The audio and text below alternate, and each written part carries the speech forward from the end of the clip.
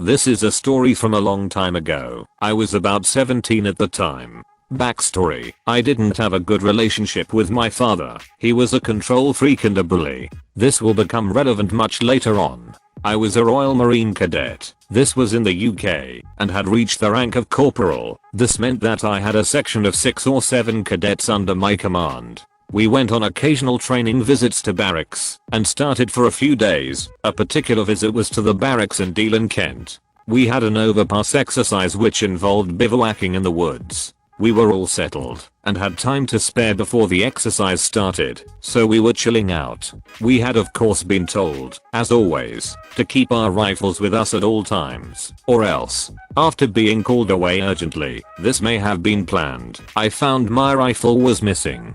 My fault, but as I say, I think it was a setup. This was confirmed when, not 2 minutes later, an adult, arrived for a small inspection. Of course, my rifle was missing, and from the self-satisfied way he spoke, I was certain he was responsible. He told me that I had better find it before the exercise started, or I'd be in big trouble. I gathered my section together and formed a simple plan. They all went off, fanned out, and appeared to be practicing for the exercise. Then they got into an argument about 50 yards from the co's tent. Of course, being him, he had to stick his nose in. Meanwhile, I had crawled out of the woods to the back of his tent. It was getting dark, and I knew my fieldcraft. I unlaced the back of his tent, retrieved my rifle, and laced it all up again, returning to my bivouac in the woods. A little later, the co turned up, and with a crap-eating grin asked if I had my rifle now. "Yes sir," I replied, producing it. Of course, he thought I'd borrowed someone else's, so he checked them all. None missing. He returned to his tent, puzzled, to find no rifle. Not a thing he could do. I had obeyed orders and got my rifle. Here's the killer. The co was my father. All names changed. When I was 18, I worked in a supermarket with a small garden center attached to it at the back. I started out on the checkouts, which was extremely boring, but I like money, so I did it. After about 3 months of working there, I came into work one day and they were very short-staffed in the garden center area. They asked for a volunteer, and, wanting to avoid another day of monotonous beeps, I said I'd go. Turns out the garden center is an absolute blast. Basically, if they think you can't use a till, they send you to the garden center. The people who worked there were the friendliest, chillest people I'd ever met. The manager, John, had previously owned a gardening business that had failed, and he knew everything there was to know about plants. He was a great manager, always looking out for his staff. He even turned a blind eye to us collecting the pound coins that had been left in trolleys and spending them on booze after our shift ended. Garden center also looked after trolley returns. I requested to be transferred to the garden center, and John spent the next 3 months basically showing me how to do his job. After that 3 months, John left and I applied for the job with his recommendation. At the last minute they decided that garden center would be folded into checkouts.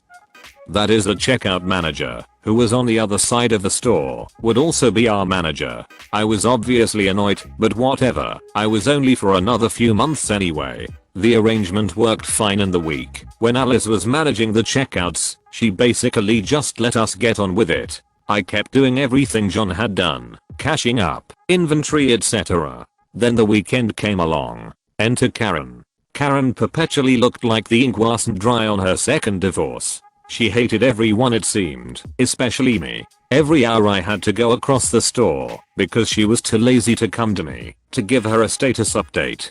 I took great pleasure in being overly cheery and coming up with dumb stuff to say when I gave those reports. We sold 5 spruces. Guess we'll be able to keep the lights on. Karen. Who do I speak to about my bonus? After a few weeks of this, Karen was at fever pitch. So, when she waddled over to the garden center, very unusual for her, I was looking forward to seeing what was coming.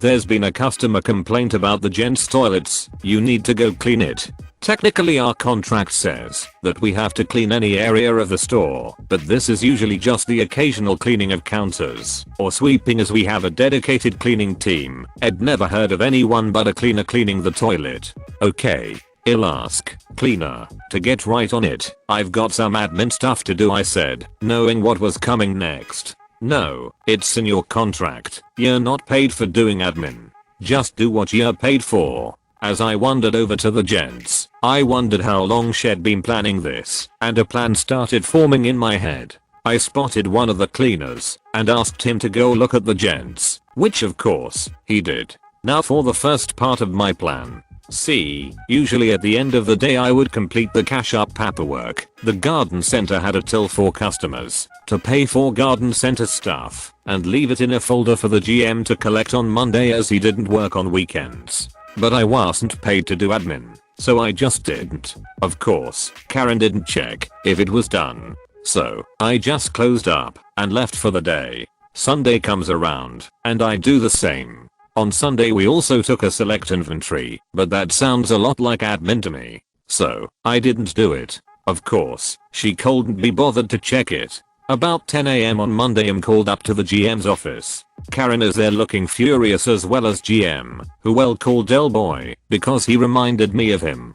Del Boy, hey, why wasn't cash or inventory done this weekend? Me, well Karen told me I wasn't paid to do admin. It's her responsibility to do those things since John left. I've been doing it as a favor, but she told me not to do it, so I didn't.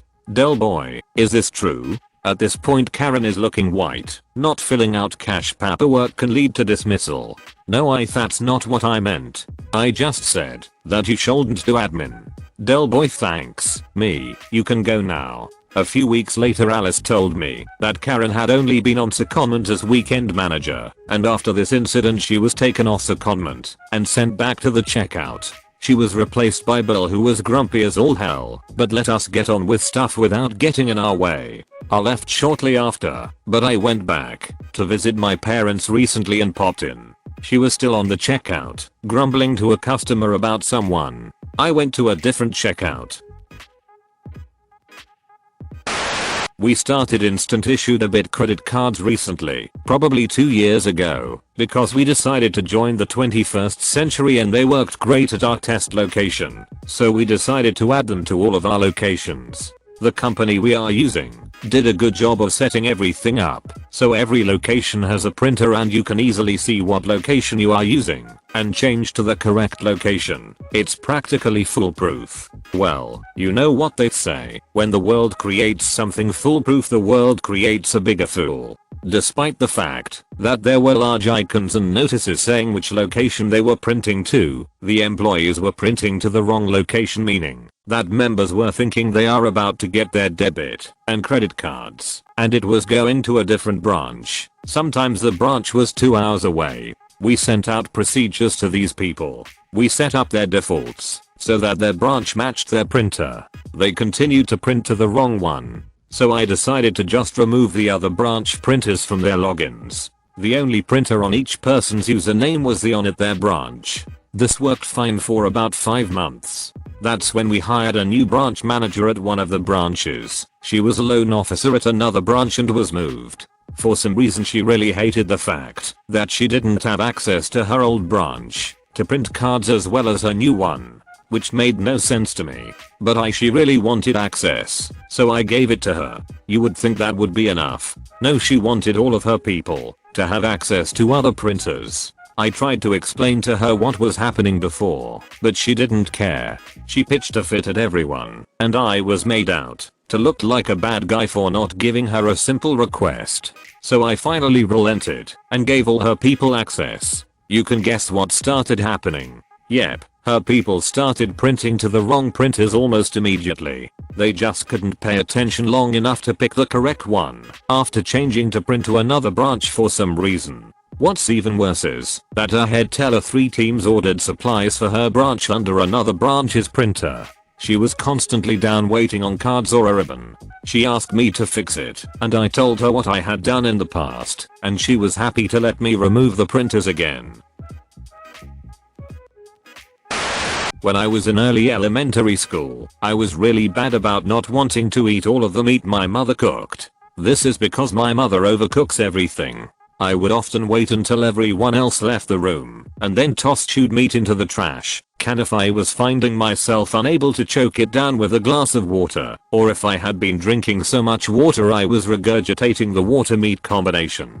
My mother got wise to my throwing meat in the trash one night and wrapped a belt around my chair to keep me from getting up. She told me to not leave that chair until I finished eating. Meanwhile, the rest of my family went into the living room to watch a movie. After finding myself still unable to finish, I decided to rebel. The chair was too tall and heavy for me to stand up, but I could rock the chair off 3 legs and rotate around the still grounded one. I grabbed my plate and I eventually managed to walk the chair out of the kitchen and into the living room to watch the movie. My mother took the belt off and disposed of the rest of my dinner.